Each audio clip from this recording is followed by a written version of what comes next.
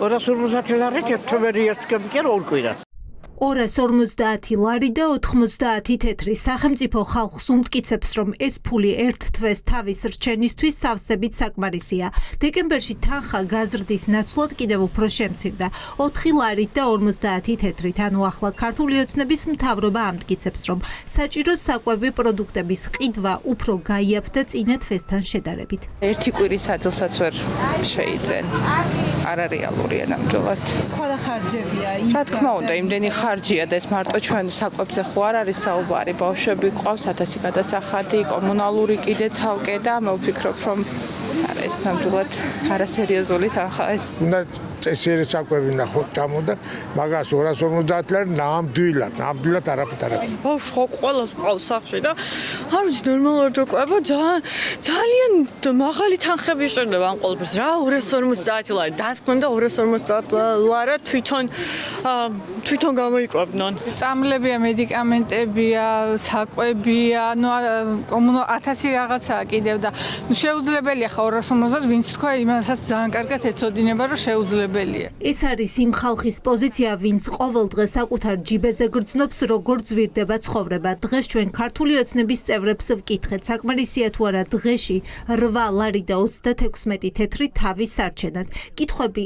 აბრაზებთ არა და პასუხისმგებლობა მათია. სწორედ ეს დეპუტატები ამტკიცებენ მთავრობას, რომელიც ხალხის სიღარიბეზეც და გაჭირვებაზეც პასუხისმგებელია. ხან იარსებებდით 250 ლარი. ეს არის საქსტატის მიერ დათვლილი მაჩვენებელი, რომელიც გამოიყენება სხვადასხვა ეკონომიკური პარამეტრების განსასაზღვრად. ეს არნიშნავს, რომ საქართველოს მოსახლეობას ყველას ეს შემოსავალი არ შეეხება სტატისტიკას და მაჩვენებლებს, არა მხოლოდ სტატისტიკურს, არამედ რეალურ ცხოვრებაშიც.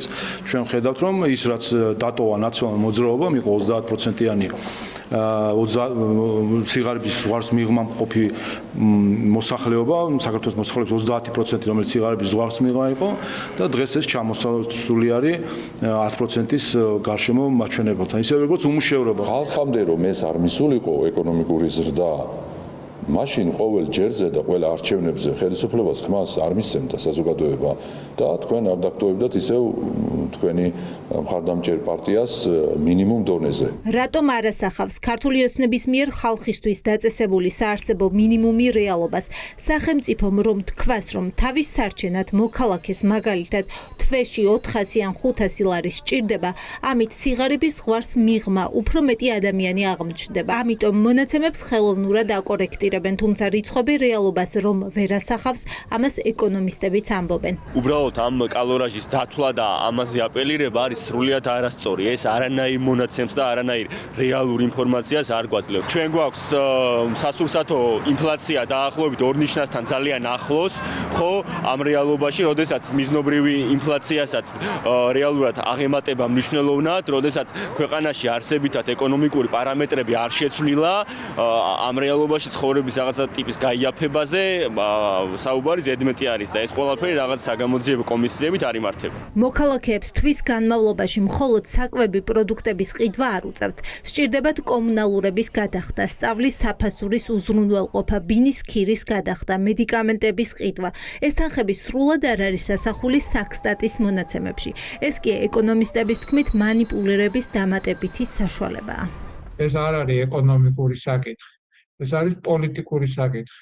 საარსებო მინიმუმს ითვლიან იმ მინიმალური კალორიების მიხედვით, რომელიც ჭირდება ადამიანს, რომ გადარჩეს. პენსიონერებიც კი თავისი პენსიით ახერხებენ საარსებო მინიმუმისათვის საჭირო თანხის მოგროვებას და არსებობას. დაახლოებით ესეთი პოლიტიკური შინაარსის მატარებელი მესიჯები რომ გაჟღერდეს საარსებო მინიმუმი სხვადასხვა ინტერპრეტაციებისათვის არის კარგი. ციფრების მიღმა რეალობა სულ სხვა. ადამიანებს ყოველთვიურად უფრო მეტი ფულის გადახდა უწევთ იმისთვის, რომ იყიდონ საკვები, ტანსაცმელი და გადაიხადონ კომუნალურები.